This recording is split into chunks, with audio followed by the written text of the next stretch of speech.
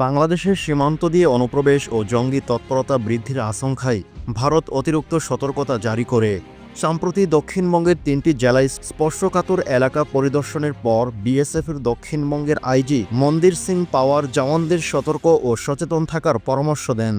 তবে ঊর্ধ্বতন কর্তৃপক্ষের অনুমতি ছাড়া চরম পদক্ষেপ নিতে নিষেধ করা হয়।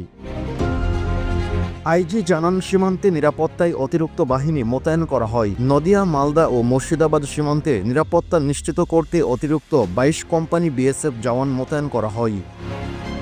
এ বিষয়ে বিএসএফের পক্ষ থেকে বলা হয়, যেখানে কাঁটাতার নেই সেখানে বেড়া দেওয়া হচ্ছে, যেখানে বেড়া নেই সেখানে অনুপ্রবেশ হচ্ছে, এটি সঠিক তথ্য নয়।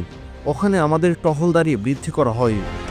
সিসিটিভি, রাতে ফ্লাড লাইট রয়েছে আমাদের সীমান্তের এদিক, বিএসএফের অন্যদিকেই বিজিবি। দুই বাহিনীর সঙ্গে ভালো যোগাযোগ রয়েছে। আমাদের সবসময় চেষ্টা থাকবে যাতে কোনো অনুপ্রবেশ যেন না ঘটে।